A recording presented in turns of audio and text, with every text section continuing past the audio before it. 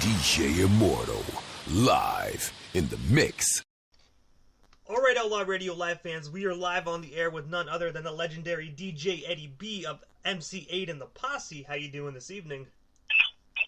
Hey, what's up, man? Just chilling. Corona lockdown. Hey, man, there's not much else to do, especially with the lockdown, man. So I have to ask you... Oh, sorry about that, Eddie. What was that, sorry? No, I said just dusting off the music equipment here and working on some tracks now. Oh, so are you actually getting back into DJing and whatnot, or are you just doing some producing? Nah, just stuff for myself or whatever. You never know, I might put some on Beatport or whatever.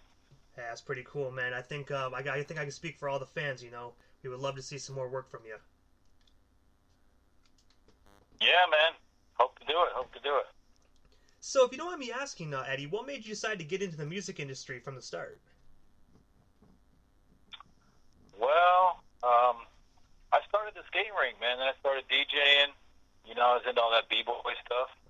You know, breakdancing and all that. And just me and my boy, Mello G, decided to see if we could get a record deal or something. We really didn't know what we were doing, man. So we went up to Royal Sound of Music. That's where Forsyth Record was in the Lauderhill Mall. And that's where we met A.D.E, man. So, you know, I was DJing and doing all kinds of stuff back then. And just figured I wanted to get on the other end of it, you know. And as you mentioned, you know, that's how you met A.D.E. I want to ask you, how did the Posse form as well? Like, how did you and the other members meet? You know, I guess he was doing his own thing, and I'm not sure if he had done any shows or anything yet. We kind of just came in there at the right time. And me and my buddy was looking for a record deal. And they were like, yeah, we don't need any other artists, but Adrian was looking for a DJ. So, you know, he's a pretty smart guy, man. You know, he saw that there was no white guys out there really doing turntablism, so he kind of jumped on it. Like, okay, that would be, you know, as long as I'm good, that would be kind of, not like a novelty, but that would be pretty badass to have a white DJ, you know, that does turntablism. So that's how it started. I don't know how he met Clay. I think Clay was a friend of his already. And then we did that album, and that's how it got started with me. If you don't mind me asking, when MC8 actually, like, you know, saw you DJ for the first time, what was his expression of that? He thought it was good enough. Truthfully, I wasn't good enough at the time. I mean, I was okay, but you know, back then we didn't have YouTube, and nobody back then was showing each other shit. You know, back then it was like, you don't want to show anybody, you know, what you can do because they're going to bite it and then you lose your edge, you know what I'm saying? So it was hard to really learn stuff. So I was decent, but once I got on there, I was like, I don't want people to say, oh, you know, he's good for a white guy. So I just you know, put some tinfoil over my windows in my room and just went to work for days and days and days, just practicing for weeks, man, until I got good. And you know, like they always say, practice makes perfect, man. Practice most definitely makes perfect. Yeah, got to, man. Couldn't go. I had to go out there and get the respect. You know, I didn't want to go on tour and always, you know, Mr. Mix and Joe Cooley and all those guys. I can't be on the stage with these guys if I can't stand, you know. What was it like actually being on stage with Joe Cooley? Oh, it was an awe, that guy, man. That's a lot of my inspiration from him. That guy is really good. I don't know if you've done any interviews with him, but that guy's really, back then he was pretty good. He would be rocking that Not Fish, man, really fast. Even me and DJ Man were backstage just watching him like, damn, you know.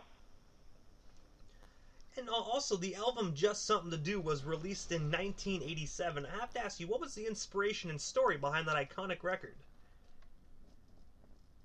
That's all Adrian, man. That's all his inspiration. You know, he worked with his dad at the record shop. You know, I guess when you work in a record store, you're really, I mean, we're a DJ too, but if you're working at a record store, or your dad owns a record store, he's got everything coming in there, you know. So he had a lot of inspiration for stuff back then, but he started it, man. He started Miami bass, period. The first one to put bass and talk about it, you know, in the record with Bass Rock Express. So he was really creative. And also, MC8 and the Posse was signed to Foresight Records. I have to ask you, how did that record deal come to be for you guys, and what was it like working for that label? That's his dad. That's his label, man. Oh, it is? His dad. Yeah, his dad owns Foresight Records. Okay, I actually did not know that. I thought it was just a record label that signed you guys. No, man, no. His dad owned the record label.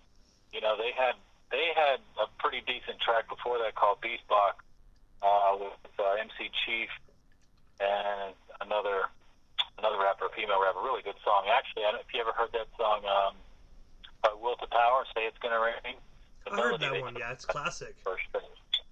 Yeah, they took that. That's the same melody from Beatbox. So, anyways, yeah, his dad owns the record store. His dad owns the label, and you know, they got some other people to come in to help him, you know, do keyboards and stuff like that, do the mixing, and that's just a lot of his creation. You know, Freddy Krueger was out back then, so that's where Nightmare on A.D.E Street came from. He was doing a lot of that stuff, but just all about that bass, you know. And I actually, when you brought up Nightmare on A.D.E Street, I have to ask you, that's one of my favorite tracks by you guys, and I know you were also in the intro as well. I want to ask you, like, what was it like recording that song? Because it was such a different sound just for the time. Yeah, well, if you listen to his, a lot of his tracks, they're musical, you know. You got bass lines and keyboards and stuff. We do a lot of stuff on the emulator. We just go in and try and make it really powerful. But yeah, that was big back then. I actually came up with a name for that song. We tried to figure out a name for it. I said Nightmare on A.D.E Street, man.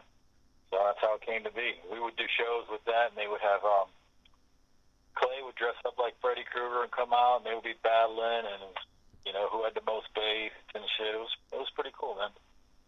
I really like it. It's actually a very, very catchy song.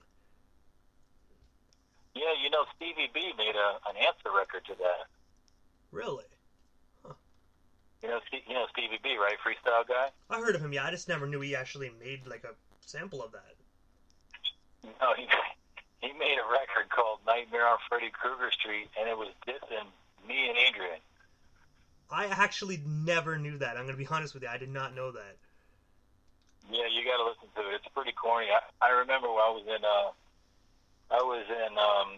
Uncle Sam's Music. There was a record store down here called Uncle Sam's back in the day, and my boy Gordon Chin owns the place, and he played it. And Stevie B's on he's on like the vocoder or something. He's saying some shit about me, and my girlfriend at the time was there, and she started crying. I was like, "What are you crying about?" You know, she's like, "Well, he's saying bad stuff about you and shit." And I'm like, "No, man, that's good. That's good for me." It's publicity, you know what I mean? Like, it's extra publicity for you. Yeah, everybody was doing answer records back then. Roxanne Shante and all that stuff was out back then, and everybody was doing battle records back and forth. So it's just funny that Stevie B did it because he's in a totally different, he's in freestyle music, but it was kind of funny. And I want to ask, like, throughout the years, did you guys ever, like, kind of like mash things together, kind of like heal some old wounds, or did you guys just do the diss track and that was it? Oh, with Stevie, I don't know what that was about. It wasn't any big deal. It was just things were like that back then. People were battling stuff. I never had any issue with it. He came on. He became real successful after that. Man, he got real big. He's got some nice music. I think he's touring now. But no, there was never any hostility. I didn't really know him that well, truthfully. I saw him down at the Adrian's record store for a couple of times. I don't know if they were going to work on stuff together, but that's when he had just come out with Part of Your Body. But yeah, it was fun. I don't care, man. It was good to look back at that stuff. And also, in 1988, you were a part of the Two Live Crew's Move Something tour. I have to ask you, what was that experience like being on tour with Two Live Crew? Yeah, that was pretty funny, man. We would watch them jump out in the crowd and avoid the police a lot. They were trying to arrest them all the time. That sounds about right with Two Live Crew. Yeah, no, there was a couple shows we did with them, but I guess it was right after Nick Navarro arrested them down here, and that big case started happening. And so when other states hear that and they hear that they're coming, they had the police ready. So as soon as they come out and start doing some wild shit, doing their songs, "We Want Some Pussy" or whatever, the cops will come out and try and arrest them. And I've seen a couple times where Luke and them would just jump right out into the crowd and be gone. That's actually Well, a pretty lot of funny. them kind of weird. Yeah. It's not every day you just see, like, you know, a group jump out into the crowd. You know, most people would say, let's run backstage, but, like, no, fuck it, let's just jump into the crowd. That's actually pretty smart.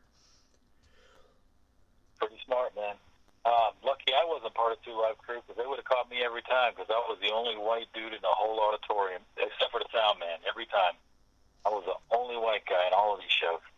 And I saw a picture on your Facebook as well of with you and one of the groupie girls, and I was reading the comments, made me laugh actually, because someone was like, "Oh, is that your girlfriend?" I remember, I think you said something like Two Live Crew or something like that was cock blocking you or something like that. Yeah. They were assholes back then, man. Well, whatever, it was cool. I didn't care. Hey, man, you know what I mean? You're all young, just having fun. That's it, man. That's what it was all about, man. It was good times back then. And you also did work with Robert J. Coate II. What was it like working with him, and how did you two get connected? Who? Robert J. Coate II. I don't know. I didn't work with him. Oh, my bad. Sorry about that. Like they always say, sometimes the internet likes to lie to you. Well, there's another DJ A.D.E down here, too. So, I don't know. There's another DJ A.D.E that does house music, and there was a DJ A.D.E that was a mobile DJ down here for years. People always get us confused. No, after I worked with Adrian after that album, I started doing stuff on my own. I worked with A.D.E Gonzalez on East West Bass Records. They did Time to Rock the House, and they had that pizzazz label too. They had some freestyle music out also. So I was like their first bass act. I did Rock the House with them. I did pretty good actually. And you also did a few shows with Dr. Dre. I have to ask you, how did you and Dr. Dre get connected, and what was it like working with him? Yeah, Dr. Dre was different back then, man. He was in the World Class Wrecking Crew. I think we did some shows with him in Jacksonville and some other places. But yeah, he was wearing like sequin outfits and moccasin boots and F curls and stuff like that. And they were doing that Give Me Some Juice and the Cabbage Patch, and it was kind of funny actually, because he's totally different now, obviously. Was that back when DJ Dr. Dre had a Jerry curl? Yeah. I think his DJ then was DJ Battle Cat. You might have heard of him out on the West Coast. He's still doing stuff, but yeah, he was pretty good. And Tony Tone was there, and Luan Love was on that show from Does Everybody Say Yeah from Luke's label. Yeah, it was pretty funny, man. They're doing dances and stuff like that. They weren't like it wasn't like any NWA shit, you know. I think even Luke kind of dissed him on one of his records, saying he dressed like a girl or something. Though they were kind of beefing back in the day. Yeah, I remember that. I think it was like Easy or something like that that said something like dressing like a girl. Oh, okay. Yeah. I think Luke too, but yeah, no, that's how they were back then. Same thing when we did when we was doing stuff with Rod Neal and Joe Cooley. They all had them hard ass curls and like the moccasin boots, and Egyptian Lover had guys on there with the same kind of, outfits and stuff. I guess that was a West Coast thing. And Egyptian Lover had like his breathers, where they would go, for his Egyptian song. It's pretty funny. I do have to ask this though, before we move off the topic of Dr. Dre. When you worked with him back when he was in the World Class Wrecking Crew, did you think he would be as big as he is today, or like could you guys see that then? No, they were just doing shows. They was just like us, man. If I'd have known that, I'd have got some pictures with him. That's true, man. You know what I mean? It would have been. Well, honestly, I look at it this way, though, Eddie. Like, a lot of people say they want pictures, but you actually got to share the stage with Dr. Dre, man. Not a lot of individuals in this world can actually say that. Yeah, I guess I wasn't thinking about it then. It was kind of like, if you're doing shows with people, you don't want to be, trying to take pictures with them. You're up there with them, you know what I'm saying? You don't kind of be like a fanboy to people you're doing shows with. But I I kind of wish I did. I know Battle Cat was taking pictures. It's funny because I was like, why are you taking pictures, man? And now I know because his memories he's got now, you know. But we didn't have camera phones and stuff back then where you could just, everybody was taking selfies. If you pull out a camera, it's like, yeah, you know, what's up with that, you know? And you also released a single, like you mentioned. Oh, sorry about that. What was you saying? Oh, I was just saying, you also released a single, Time to Rock the House, in 1988. I have to ask you, what was the inspiration behind that iconic song?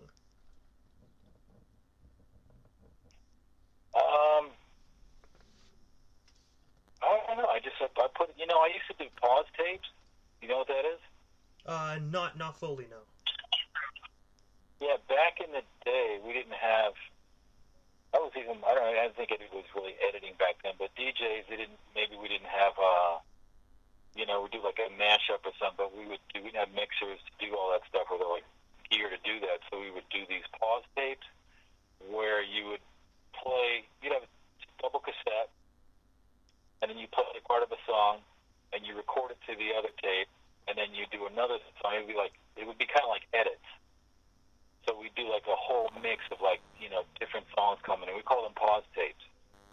So that's where we used to do that stuff. So that's how I got the It's Time To and then Rock the House with different, you know, different edits in there. So I just put that together, and back then nobody cared. And you could sample everybody's shit and you wouldn't get in trouble, you know? Yeah, now they have like all copyright protected laws, and it's crazy. You can't do anything, you know, anything you're going to get busted on. But no, back then I got all kinds of samples in that track.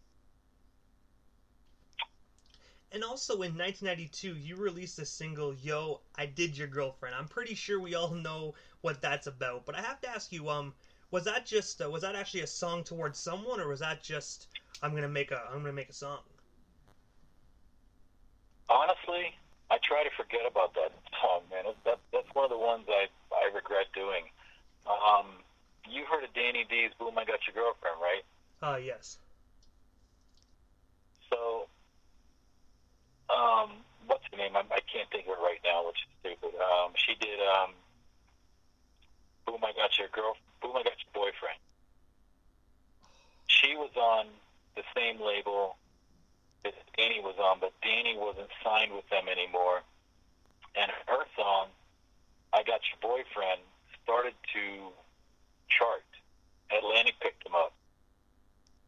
So the guys that owned Boom, I Got Your Girlfriend, the label, needed someone to do Boom, I Got Your Girlfriend because Danny was no longer signed to that label. So I decided to do it, but I didn't want to do it the same, so I kind of did a nasty version, which I kind of rushed it, but I wasn't really focused on that track. I really didn't want to do it. The only reason I did it was so I could put my other track, I'm Talking Bass, out. So yeah, I ended up doing that. It didn't do as well as hers, but hers did pretty good actually. And you know, especially with like record labels back in the day, when they tell you to do something, you have to do it. Unfortunately, they don't really give you very much of a choice. Well, I was still on East-West bass, and Jim Johnson, I'm sure you heard of him, he was on the Heatwave label, so he said, yo, they need someone to do Boom, I Got Your Girlfriend. But I was kind of reluctant because I've met Danny D before, but I kind of didn't, I felt it was kind of wrong to do his track.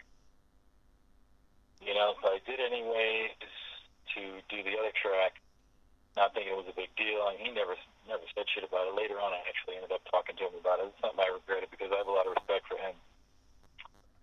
But yeah, so it ended up on that label, and basically the B-side track is the better track. That's really what my goal was. I didn't put much effort into it. So his version is way better. It's the original. Talented guy. And I have to ask you, what's some advice you can actually give some of these, up-and-coming DJs that, you know, really want to make it in the music industry?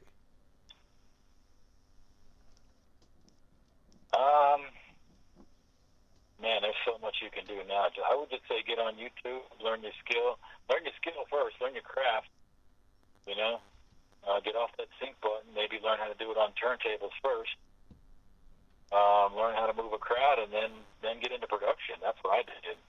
I think some of the best producers started out as DJs or dancers or whatever because they know, they understand what moves the crowd, and it's easier to produce if you understand, what your fans are listening to.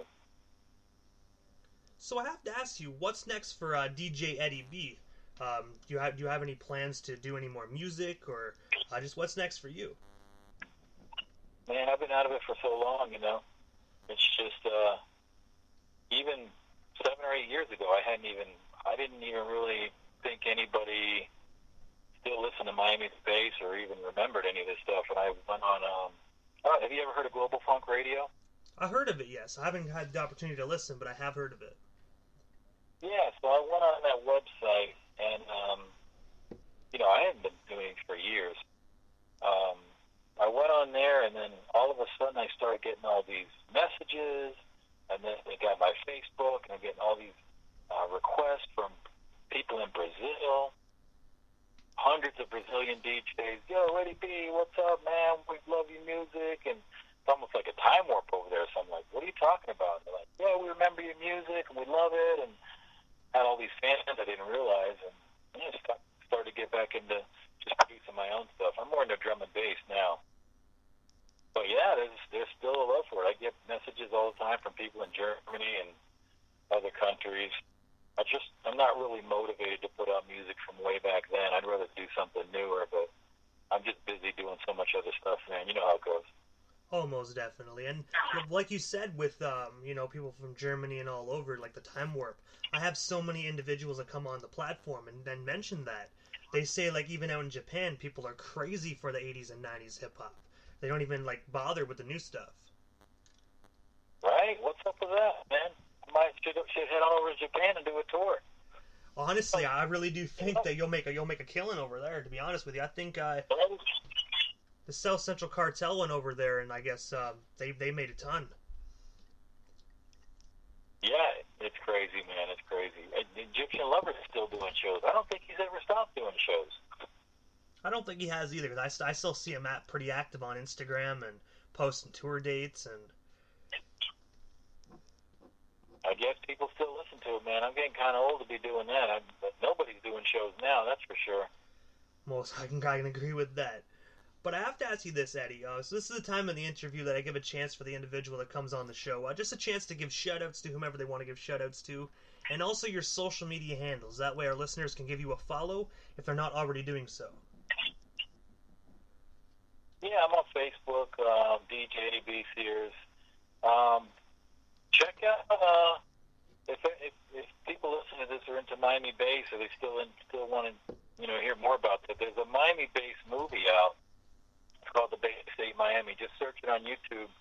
My homeboy Rick Spoza and Alex J. Weir did that. I'd like to give a shout out to my homeboy Joey Jetrock. He's the guy on It's Time to Rock the House in the beginning. Talking like the Asian Kung Fu guy. He's also on DJ Eddie B track on Just Something to Do album. So I got to give my boy a shout out. He's my old school homeboy. And that's what's up, man. I got to say, Eddie, thank you so much for coming up on the show. I've been a fan of yours for a while. I really love your craft. I love the work you did with A.D.E. I really do. Thank you so much again for coming up on the show. Hey, thanks, man. I appreciate the love, brother. Hey, man, most definitely. And I really do hope that down the road you might put out some more work. I might do it, man. I'll let you know. Most definitely. Thank you so much. All right, stay safe, bro. Most definitely. You too. All right, peace.